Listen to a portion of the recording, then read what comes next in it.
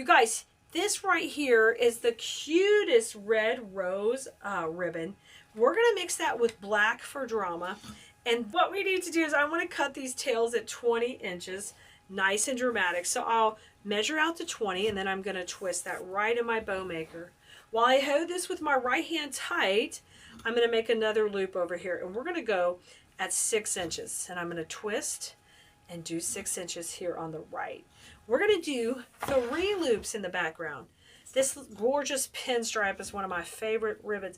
It's kind of, you know, underappreciated because it's just a simple stripe, but it's so dramatic. If you'll text us at 832-734-5201, if you will text us the word supply, it will send you the supply list for all of the latest projects. So one of the reasons you want to utilize our text list is anytime you're watching our video and you want an answer, you want a link to another video, you need help, instant answers are provided by these words we're giving you. So you don't have to wait for us to get back to you. You know, we're always happy to help you in customer service, but if you do something on the automated system, boom, you're not waiting, and that's instant gratification. So I'm cutting these tails at angles, just nice sweet angles, and then I'm staggering them up. So if this one's 20 inches, this one's like 18. Staggering them up, I'm twisting, and then 6 inches, these are at 5 inches, the next loop's at 5, and then I'm twisting, and we're going to keep doing that on both sides. Now my next layer here is just going to have 2 loops on either side. And we're going to get that nice and fluffy. Make them nice and loopy. But I love how pretty and dramatic that red is in there. I'm going to pull that down and just cut and measure these to where they're about the same length, opposite each other. And what I want to do now is I want to bring a little bit of the black to the top. And we'll do a simple, about a 14-inch tail on here. And make sure you cut that to match. I like all of those matching on the cuts. And let's go in about 5 inches on this loop to finish out. You can see how clean and crisp that black is in there, and that red just dramatic. Okay, so once our bow is made, we're going to take our cable tie and run it right down the center. Put a finger on top, pull it up, add some pressure, and then just move your bow maker out of the way. You guys, if you need a link for that easy bow maker, just text us. All you got to do is text us BOWS, B-O-W-S, and it will send you the link for the bow maker too. Okay? Fluff this out. And if you don't have, you can go to textclee.com too to access the text list, guys, and get signed up. So you can see I fluffed it out really pretty. You see how the loops, the movement, that's really what you need, okay? It can't be flat, it can't be tight, or you will have not the pretty loops that you're looking for. Get that really tight, trim that tail off. And I'm going to use the red rose ribbon right in the center to kind of finish it off. So I'll take a piece of that, cut about a 8 or 10 inch strip, fold it on itself, and we're going to run that right down the middle. Yes. And that'll give a nice clean look down the center. So pretty, guys. I love that. Easy. So I'm taking a look at the lips and I'm establishing that these are the top, right? So it's facing you the correct direction. And once I know how I'm going to place these on my wreath base, I'm going to see where they're going to connect with the grapevine. That'll tell me where I'm going to be making my attachment points. And you might see this little thing in my hand. This is like an awl. You can also use an ice pick or something pointy. It helps you get through fabric really easy. You might need some scissors also to help you cut a little hole. Okay, so I know I'm going to attach it in these 2 places. So I'm just going to take and flip it over and make sure you have the front rather than the back of the, the device. You want to be going into the back, okay? So what I'm going to do is just take and make me a little hole here. And a lot of things we use for wreaths are not usually that hard to get through. This is like a felt material, and you can see I'm able to just press right through it. Take your cable tie. I like to use cable ties. And then you're just going to run it right through. So that one's done, okay?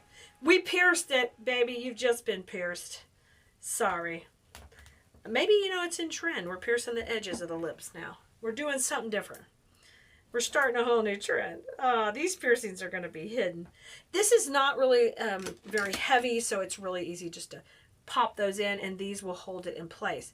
So now I'm going to flip it over. I know this is the top of my wreath, and I kind of want this catty corner right here. You guys, if you've never watched us live, we totally want to welcome you. We'd love for you to be on our text list so we can let you know when we have new videos coming out. So no matter where they're posted, you can find them and follow us along. So text us. Our number is 832-734-5201. Text us the word live for live notifications, and text us the word supply for the latest supply list for this wreath right here. This is our big lips kiss wreath, and we are going to be making it all together. So I just wanted to show you how easy it was to attach the lips and rock and roll. So the best way to find out everything we've got going on is head over to Cleese.com, and we'll send you a link directly if you text us, 832-734-5201. We're going to start off with our foundation points, and that's going to be our gorgeous little mini roses here. So I'm going to cut those out of their little cluster. The nice thing is these come all bundled in a pretty little bundle and easy to work with. You guys know we have the whole supply list for you here on Cleese.com. Let me start creating our base. We're using a mini rose bush like this because it's got a filler flower, it's got a greenery, and a little bit of a main flower in these roses. So this is why you want to follow Kali here, guys, because I'm going to teach you all these tricks to make these things faster and easier on your projects, because I've sold thousands of wreaths myself. I've done craft shows for over 25 years. I've sold thousands of wreaths on Etsy, and now we even sell beautiful wreath making supplies to make this process so much easier for you. And the reason I can help you with that is because I've been there, I've done it, and I love to help you. These are so funky cool that I'm going to hold these for another project because they're fun, but there's some things I could put these in for Easter or spring that would be killer. So I'm going to hold those little berries off. So I'm prepping the second bush, and then we're going to bring up the glue pot here to the table and go ahead and be able to easily attach these. So I'm just pulling off that little bit of, what is this, raffia here. You could save that, but it's a little bit too small to save. And I'm saving these for later, though, because those are so cute. And they would be cute in here, too, but I have bigger plans for those little balls. So we're trimming every stem down to about 2 inches. And I'm using 2 bushes of this for this wreath. If you wanted to make it a little bit not as full, you could downsize to 1 if you wanted. All right. So grab all of those. Let me grab my glue pot and get it back here in position. Glue pot ready to roll. All right. You can see my lips are catty corner. I have hung them that way on purpose. This is the midline of the wreath. So this is the top. That is the bottom. So when we start to accent with these pieces, we are keeping that in mind. Now the other thing you're going to need is a little Spanish moss. Let me grab my baqueta. It's a big bucket. I don't think we should call it a baqueta. It's a bouquet, a biggie. There's our Spanish moss. We're going to use that to hide our mechanics as we go along creating. All right, let's do this. So we're going to start to add a little bit down here. And these are so fun, these mini roses. Let's start to shape it out. We're going to bring a little bit up here. And then anywhere I can see my glue, I've got to cover it with Spanish moss. That is why we use the Spanish moss. Now, I'm leaving a little space open in between, and we call that the bow zone because we're going to have a bow. I want you to see how quickly this comes together. This comes together so fast because it is so stinking cute. Yeah.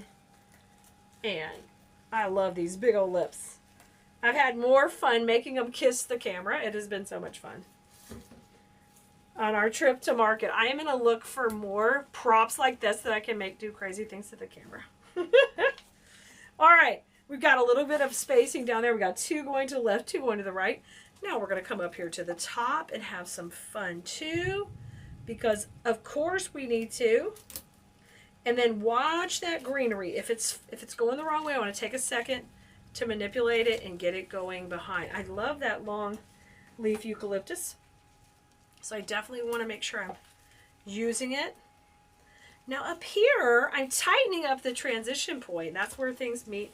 I'm tightening that up because I want it to be more, particularly, we're not going to have a bow up there. It's going to be tighter. Okay, I'm going to take another piece and use it up here because I want to bring this line up just a little higher. So when you put these base materials in, it gives you the opportunity to kind of create the look you're going for. I'm going to hold on to this piece so we can use it in and around the bow. So I'm just going to put that aside. And now we want to grab our beautiful heart picks and use those next. Okay, we really want them to be shining and sparkling in this design. So I'm going to take and tear off the longer piece. And we'll leave the other two pieces connected and we'll cut those right here. Okay, you guys, if you're enjoying this video, you would probably love Design School, where I teach you every week how to design, and I go further in depth where you learn the principles so that you can know how to have proper placement in your pieces you're making. And when you have proper placement and you add more depth and dimension, you're able to get a higher level of a customer when you sell your pieces, if you're a seller. And if you're not a seller, you just get a higher level of design in your own home. Okay, let's bring another pick up here. Oh my gosh. You guys, we are working on a 14-inch wreath base here on this one. I do not know if I added that to the supply list, so make sure you keep that in mind. This is the smaller wreath base. I want the lips to be like the big showy boom, boom, boom, boom, boom. And then the sweet little hearts are going to go at the top also. So basically, if you can see, the cluster at the bottom is larger we're building, and it's repeated at the top, but it's more petite and more delicate. So we'll bring these pieces in to just crisscross up here. Bring those in, separate this one, and we'll bring these in to the opposite direction. Right in here. Come on, baby. Oh gosh, so stinking cute. Let those like kiss in the middle. Separate these out a little. Let them party. Really adorable. Now, before we go any further with the filler flowers or anything else, what we need to do is I would like to go ahead and put in the bow. Okay, because that's going to really define our shape. And then we're going to come in with this filler and make it nice and full and adorable. Now I'm going through the grapevine in the back here so I can get it nice and attached the best I can. And running the cable tie through there. Oh my gosh, so cute! These juicy roses and that black popping against the lip and these cute little gingham. Oh my gosh, did that tie it together so cutely? I love it. And I took and I curled these tails too. You can curl them some more or less, but you can see how whimsical those are. But we're not quite done. It looks really good. It's looking great. But we need some filler. We need the filler to fill in and make it just a little more polished. So what I want you to do is, you're not going to use this whole bush, but I want you to take and just tear off about, I'm going to tear off 2 major stems. Let's go with 3. 3 big stems, and we'll have some more for another project. But there's 3 right there, okay?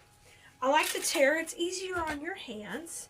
I know you might have heard me say before, I've had a couple of hand surgeries from overusing and overcutting.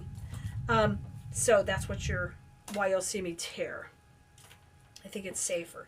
Now, if you start loving using this filler flower, go for it and add in more. It's kind of like a greenery and a filler flower. It's a beautiful combo.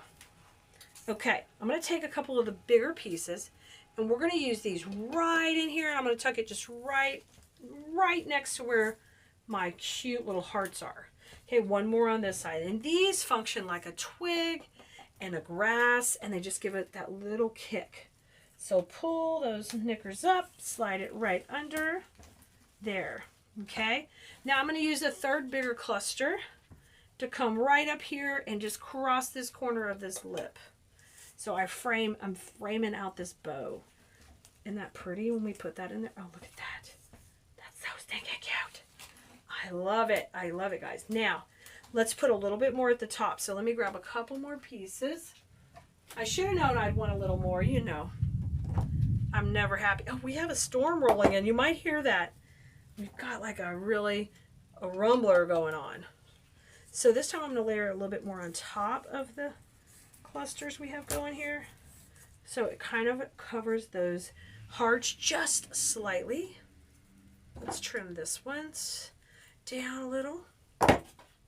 And this is just a sweet little accent point up here.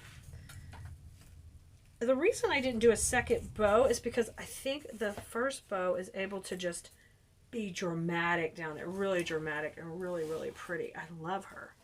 So remember, she hangs like this. So this is her top. So that's cascading off, and this is right here. Now, grab the last bit of your beautiful little roses, because we're going to tuck in with these around.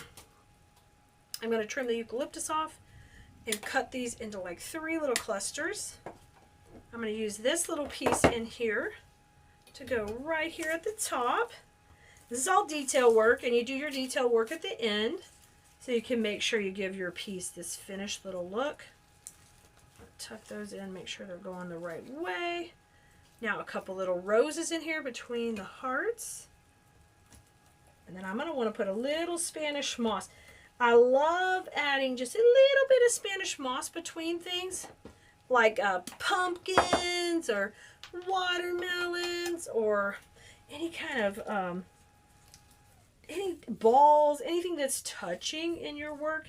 A little Spanish moss gives this little touch between the two. I don't even know what we want to call it, but it's so cute. Take a little bit, take in here, get your hot glue. Don't put the hot glue on the moss, you will burn yourself, okay? I know why, because I've done it before. And then we're going to tuck that right in there. Oh my God, so soft and sweet. Ah, so cute. Okay, I'm going to take the last little bit of roses. And we're going to tuck these in right here to the top of the bow. And let those just kind of come in right there to the top. I got one little bitty piece left. And let's have that come into the bottom. Oh my gosh, Blue Merinos, I hope you have enjoyed making this as much as I have. This is stinking adorable. This big kiss wreath certainly deserves a big kiss from you guys. She is precious. Your hanger goes right here, guys, and this is the top and the bottom. Let those beautiful tails hang down and really be the star of the show. She's a show off for sure.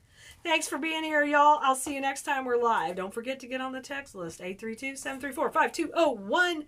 Text us the word live. We'll tell you the next time we're live, and you'll never miss another video. Bye, Blue Merinos, and make sure you like, subscribe, follow, do all the things wherever you're watching. We appreciate you. Bye, everybody.